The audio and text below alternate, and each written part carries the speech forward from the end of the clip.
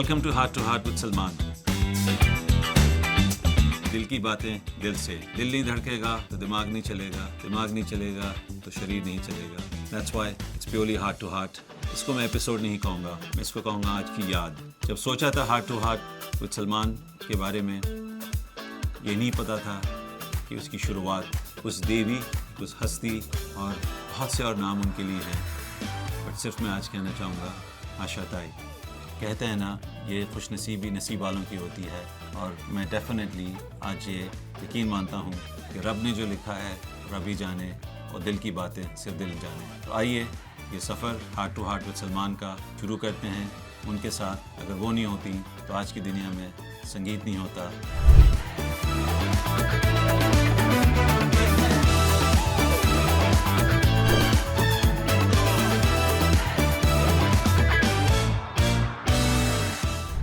आशा जी, जो खुशी हो रही है, मैं कहते हैं ना एक्सप्रेस इस वक्त तो शायद नहीं कर सक रहा, बिकॉज अल्फाज बोल शब्द मेरे पास कुछ नहीं है। तो एक कोशिश ही है। बहुत से लोग आजकल मैंने देखा है स्क्रिप्टेड चीज़ें करते हैं, सोच के आते हैं, सवाल भी पूछे हुए होते हैं।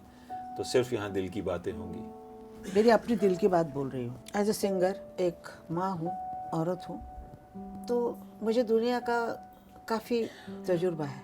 80 साल से तो फिल्म लाइन का है, उससे पहले अपने घर का है, भाई बहनों का है सब, फिर अपने बच्चे हैं, अपने पोता पोती हैं, सब कुछ है। इस फिल्म इंडस्ट्री में इतना कुछ देखा है, तो हमको आदत है कि आदमी को एक नज़र से समझ लेते हैं हम लोग। तो आपको मैंने देखा, मैंने कहा हाँ, ये आदमी जितना लंबा है उतना ही उसका दिल भी लंबा है, बड़ा है दिल। मैं समझ गई थी। शांति से हम लोग बैठे थे, खाना खा रहे थे कुछ, तब मैंने ऐसे दिल में सोचा, मैंने कहा ये आदमी नंदू का सपना पूरा करेगा ज़रूर। एक बारी में जैसा प्यार होता है, लड़का लड़की एक बार देखते हैं तो प्यार हो जाता है। हम एक बार भी आदमी समझते हैं, इतनी वो आ जाती है ताकत। बहुत अच्छा लगा आपसे मिल के कि काम होगा नहीं होगा आगे कभी, लेकिन ये मालूम है कि इंसान बहुत अच्छा है। मैं कहूँगा कि अनंत भोसले जी, ये उन्हें मेरा, जितने भी लोग इसमें आपके ओकेजन में जुड़े हुए हैं, और जितना भी जग, पूरी दुनिया, चाहे वो हिंदुस्तान से हो, जहाँ से भी हों, ये उनने पूरा किया है। बिकॉज जिस लगन के साथ उनने, मैं उनको एक चीज़, जितने वक्त से हम एक दूसरे को जानते हैं, मैं कहता था आप तो एक्चुअली एक स्टोरी टेलर हैं, आप एक्चुअली एक डायरेक्टर हैं, आप एक लेखक हैं। बिकॉज वो जब वो आपके बारे में और अपने पूरे परिवार के बारे में बात करते हैं, स्पेशली आपने जनाई का नाम लिया, योर ग्रैंड डॉटर, तो वो कहते हैं ना, एक ट्वाइलाइट जोन उनकी आंखों में, हाँ, वो चमक आ जाती है। बिल्कुल।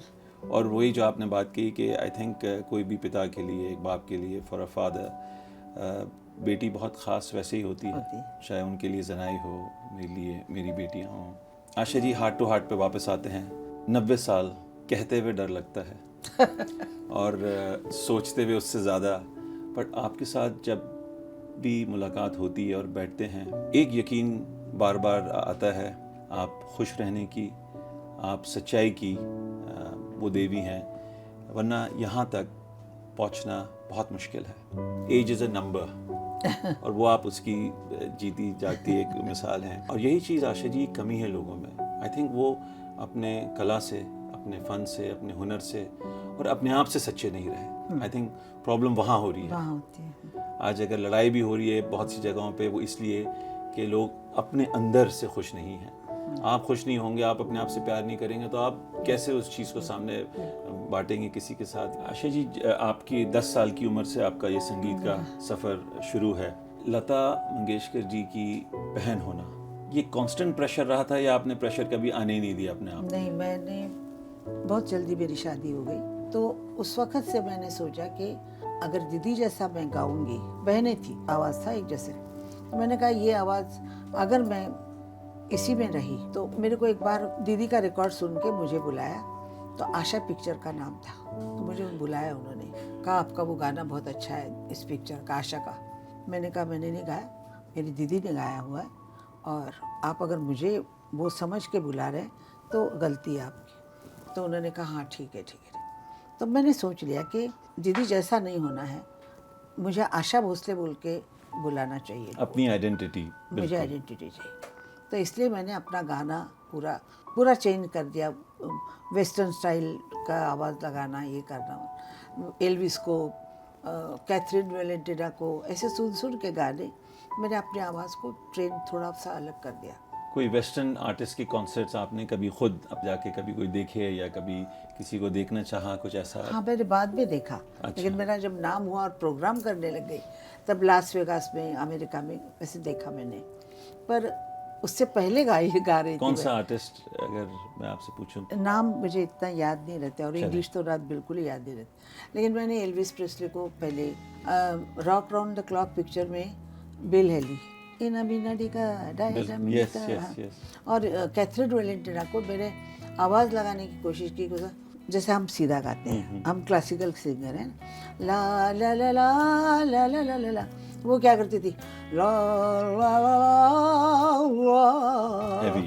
ला ला ला, कैरमन मिरांडा, मम्बो मैं करो मामा मी करो शिबा, तो ये करते करते ये कापड़ा जो है हमारे यहाँ नहीं, मिस्टर जॉन या बाबा खान या लाला रोशनदान, ऐसे मैंने किया तो श्री रामचंद्र आए, अरे तुमने क्या किया, ऐसे करो गाओ। तो ये आहिस्ता आहिस्ता बढ़ने लगा और लोगों को लगा कि इसको ऐसे गाने गाती है वो। कोई फिल्म लाइन में गाता था ऐसे।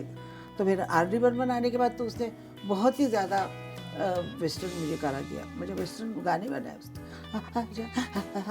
आसान नहीं है गाना। और आज यही चीज़ की कमी होती है कि कहते हैं ना, इम्प्रोवाइजेशन, अगेन मेहनत लगती है, लगन लगती है, समय चाहिए होता है। अगर आपसे नाम लिए जाएं कुछ मुकेश, मोहम्मद रफ़ी साहब एंड किशोर कुमार, बहुत सी ये नाम सुनते ही इतनी आपकी अभी हंसी बता रही है कि बहुत सी यादें हैं। मुकेश भैया मेरे बहुत ज़्यादा नज़दीक नहीं थे, लेकिन गाने के लिए उनको बहुत रिहर्सल, बहुत ये, क्योंकि उनको तकलीफ वो थी ना, शुगर वगैरह थी, तो वो बहुत देर से, मन्ना डे भी बहुत देर लगा, मन्ना डे जी का नाम ही लेने वाला, मन्ना डे भी बहुत क्लासिकल वो उसमें थे, लेकिन मज़ा आता था किशोर के साथ। रफ़ी साहब बहुत अच्छे सिंगर थे, उनकी जैसे आवाज़ बहुत मुश्किल से, इतनी ऊंची आवाज़, लेकिन वो भी सीरियस थे, मतलब इतनी बात नहीं करते थे जैसे किशोर करता था।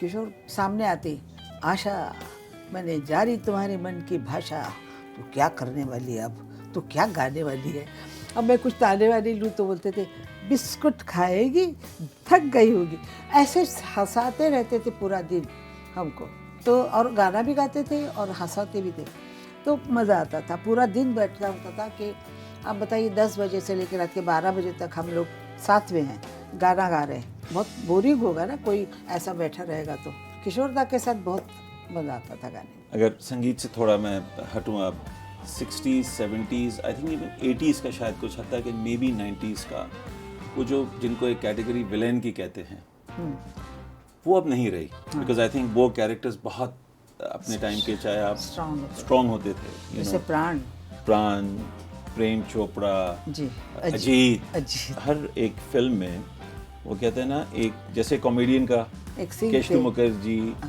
जगदीश, तो उन सबका एक कहते हैं ना एक रोल होता था एक फिल्म में। तो आजकल एक, आशा जी आप एग्री करेंगी या आप एक्चुअली, वो मिसिंग गैप है ना, कि वो विलन भी वैसे नहीं रहे जिनका एक बड़ा इंपॉर्टेंट कैरेक्टर होता था, वो कॉमेडियंस भी नहीं रहे। आप फील करती हैं उस चीज़ को? खाली आजकल पिस्तौल आता है, सारे पिक्चरों में पिस्तौल के सिवा होता ही नहीं कुछ, बड़ी मुश्किल से बगैर पिस्तौल की पिक्चर देखने को मिलती है। और मारा मारी, दे दनादन मार रहे हैं और हमें पता है कि ये नकली मारा मारी है, तो मज़ा नहीं आता है अभी।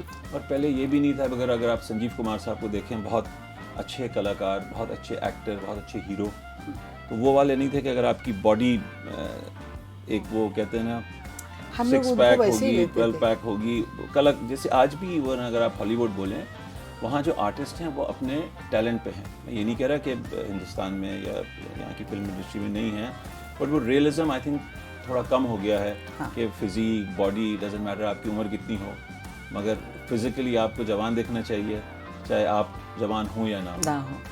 वो भी आई थिंक अगेन एक ऑडियंस की एक्सपेक्टेशन है। इंटरेस्टिंग क्या है कि लोग सुनना आज भी ज़्यादा ताली बजाते हैं जब पुराने गाने बनते हैं, बिकॉज आज सिंगर्स के उसमें एक रेट्रो सेक्शन आ गया है, गाने आप सबके ही चलते हैं, और जो लोगों की फीलिंग ऑडियंस की हम देखते हैं उन गानों पे, 70s 80s 90s की 70s के तो बहुत 80s तक बहुत हिट थे। बहुत। वो लिटरली हर हर आज बड़े आर्टिस्ट का एक रेट्रो सेक्शन हो गया है 15-20-25 मिनट का, और लोगों को आप उस पर देखना चाहिए कि वो क्या इंजॉय करते हैं। मेरा ख्याल है लोग अभी भी पुराने जो लोग हैं वो उसी में अटके हुए हैं, ओल्ड इज उन गोल्ड। यादों में अटके हुए हैं। लता मंगेशकर की आवाज़, रफ़ी साहब की आवाज़, किशोर कुमार की, इन 4 लोगों के सिवा आप उनको सुनते नहीं हैं ज़्यादा। मैं अभी गई थी किसी जगह शो करने, 2 लफ्ज़ों की एक गाना अंतरा मैंने गा के बंद किया, पब्लिक ने दूसरा अंतरा गाना शुरू कर दिया। मैं खड़ी रही घर में, गाओ मैं थक गई हूँ ऐसे करके। आशिका, एक बहुत बहुत शुक्रिया आपके कहते हैं ना, दिल से दिल की हमारी कुछ बातें हुई आपके साथ। मैं ये तो कभी नहीं बताती। घंटों दिन हफ्ते महीने चले जाएंगे वक्त आपके साथ। बहुत बहुत धन्यवाद आपका। आपकी 90th बर्थडे पे आपसे मुलाकात रहेगी, और उसके बाद आपकी 100th बर्थडे तो यूँ आ जाएगी, 90 ख़त्म होगी और फिर इंशाल्लाह हम सब 100 मनाएंगे। बहुत बहुत धन्यवाद, बहुत बहुत शुक्रिया जी। नमस्कार।